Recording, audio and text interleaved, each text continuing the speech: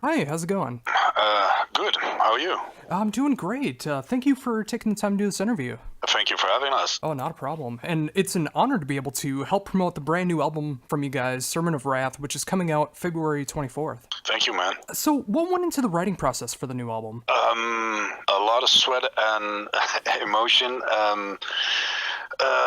Well, we never have a predefined plan when we start writing.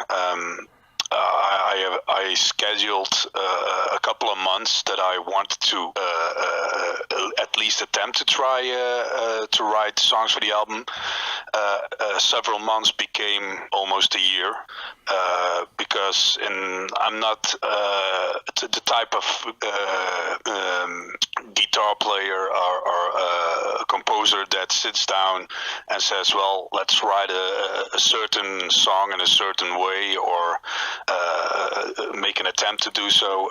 The creativity has to find me. It can be in the middle of the night. It happens when it happens, and that's the only time that I write. So that's why a couple of months became a year, and eventually I think it was a period of like 14 months that it took for us to develop the basic ideas into songs and get the structures and arrangements right, and start recording. And I think that's the perfect way to come about an album, because when you're forced to have to try to write songs, the songs are going to come out sounding very forced. And I don't hear that in this album at all. It sounds very fresh, very diverse, and straight up definitely sounds like you guys with a new tinge on it. Oh, thank you.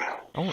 Yeah, it's like, I can only agree, because when you, just like you said, when you force yourself to do something, or you want to try to write in a certain kind of way, or think, well, that album had a song that was okay, people reacted to it great, we have to do 10 more of those. That doesn't work.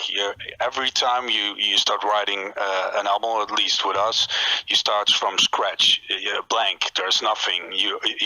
Each time you start over from the beginning, and you can always hear it's us, because it's just the way that I play guitar and that we compose our songs. But it's definitely not a planned thing. Yeah, and again, I think that's the way you gotta be as a musician and an artist.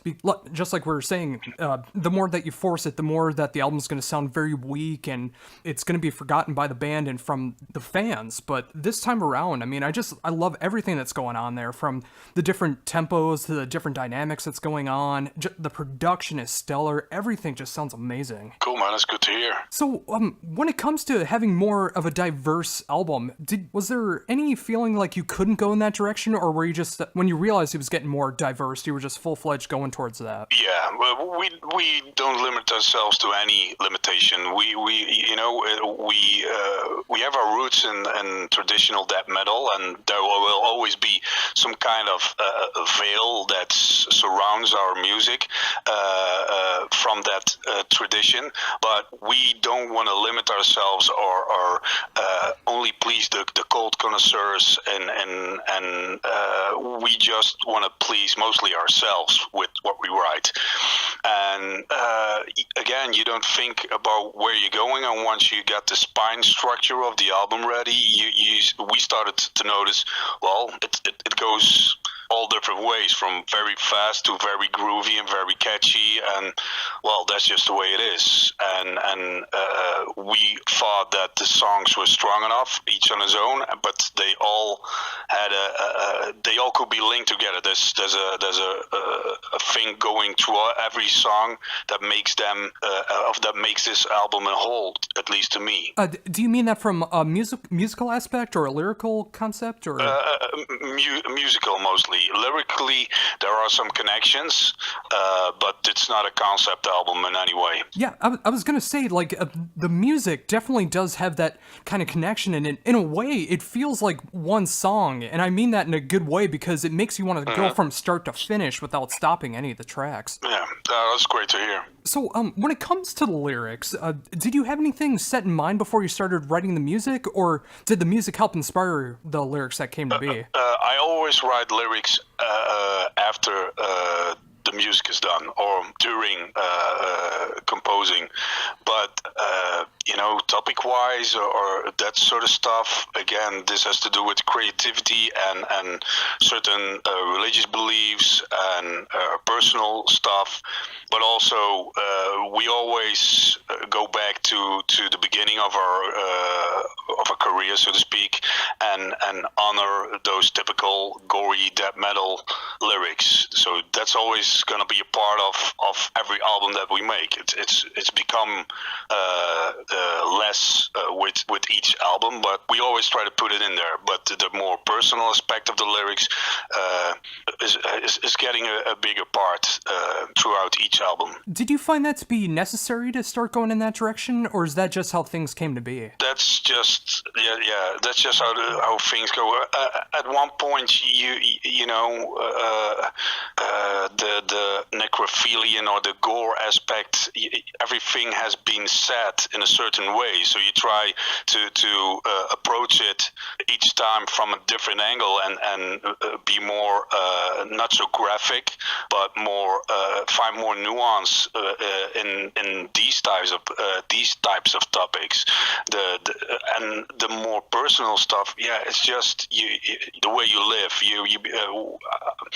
I've gotten older, so the things you want to say need to be said, and I think the music more than ever is lending itself for this process. So is that why you chose the title Sermon of Wrath to show off this album? No, not particularly. It's one of the songs, and it's our way to say a little. Well, this is our fuck you to a certain niche within the Dutch scene that thinks that they are above and beyond every other band that's around, and those type of people that always criticize you and think they know you, have comments on you, and this is our way of saying, well, this is what we do. See what you do with it, and it's our fuck you. And on the other hand, it's also referable to the cover artwork and the lyric that's connected. It's actually two lyrics that are connected to the title. And I love that kind of aspect to it, because you're definitely proving that it's about the music that you want to make and not worrying about everyone else that may be connected in some way, whether it's a part of your local music scene or people on the internet that would bash your music for whatever reason they have. As long as you're making the music that you want to make, and hopefully people will still enjoy it, but you got to be happy with what you do. Yeah, exactly. And I believe in working hard and showing that you don't care about these things will eventually become something positive. Yeah, definitely. And I can definitely say in one aspect with the production is just amazingly stellar this time around. Did you guys feel the need to change anything up when it came to the production? Well, I don't bother too much with that. I leave that up to our drummer, Marco. We record in his studio. He is the man. He's the engineer. He produces the album, and he was looking for something new. He told me, he said, I'm drifting in two directions. He sent me a couple of examples, but well, for me, they were both equally amazing and great. So I said, well, do whatever you want. This is your part of the album. Just go with it. And he did his thing, and everybody's real proud of it. So yeah, it's cool. Yeah, and that's one thing that I really do love about modern production is being able to hear everything that's going on, being able to tell what you're singing, being able to hear the notes that everyone is playing. It's a really nice touch. Yeah, I agree. So when it came more into the studio work, what did you use to record for guitar-wise? You mean what type of guitar I used? Yeah. Or I use a Schecter Hellraiser, a 7-string. I don't know what type of pickups I have in there because I don't really give a shit about those type of things. I leave that up to the freaks. For me, it's just I like a good sounding guitar. It has to appeal. It has to have a good body, a good neck to play on, and that's the most important thing for me. So I bought this Schecter, I think, a couple of years ago, and and we are really happy with the sound live on stage and in the studio. So we use it for almost every. Yeah, we used it on every album, from Evangelium to this one, and I use a rectifier, dual rectifier with a Marshall preamp and an old Marshall box for amplifying. But again, what types, and I really don't. Yeah, I'm not at all interested in those type of things. I just plug in and go. I have no. I'm not a gearhead. I am absolutely. I don't have the patience for that. It's yeah. Like I said, I just want to plug in and go. In the old days, I had a valve state, and that was yeah. I cranked it till it broke. But I had no clue whatsoever what to do with any of the technical things that are going on with an amp. Oh yeah, and that's totally fine. I mean, as long as you got a nice solid guitar and a great sounding amp, that's all you really need. You don't need to break the mold constantly all the time and try to find that perfect tone on every album or a particular song. If it works, use it. Yeah.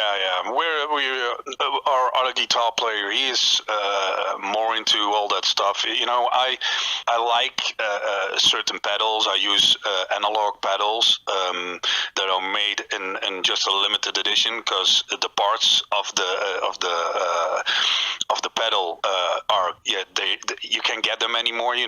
This guy that makes them gets them from all over the world and then uses the parts for the pedals, and when they're done, no more pedals, and he can't make anymore because the parts are gone. And that I find interesting, because it's also click and go. It's the sound from those digital boxes. They don't have the balls or the body to them that the analog stuff has. That's the only thing that I'm a little into or concerned by. Yeah, and that definitely makes sense. And I've noticed that as well when it comes to guitar tones. Just nothing beats that analog sound. Yeah. Oh, so when you're playing live, does your setup change at all for that, or are you using the same setup that you do in the studio? I think we also use the 5150 in the studio, so we don't use that live, at least not me. It depends, because most of the festivals have amps at the festival, so you don't have to bring, you only bring a guitar. The most shows that we do are festivals at the moment. We don't do much club shows that requires us to bring our own amps and our own backline. So for me, I use the same setup in the studio, but I also we also used the 5150 for some guitar tracks. Oh, very cool. And speaking of the festival shows, what does the band have lined up for this year? We have a couple things confirmed. I can't tell you which one, because the festivals are still, they still haven't announced it, so I can't tell you. But we are working on more, but the things that we have confirmed now are quite a festival, so to speak. Oh, that's great. I'm glad to see that the new songs are going to be getting representation live, because I would definitely love to be able to hear them in a live setting. Yeah, we're working, really working hard on getting everything set up right for these live shows, and we were hoping to do a tour later on this year and get this spread all over Europe and the world. Yeah, it's definitely a great approach, and I can't say it enough how much I'm really loving Sermon of Wrath, which is coming out February 24th, and I hope once people hear this interview and get to check out any of the singles that come out, that they'll dig it just as much as I do. I hope so too.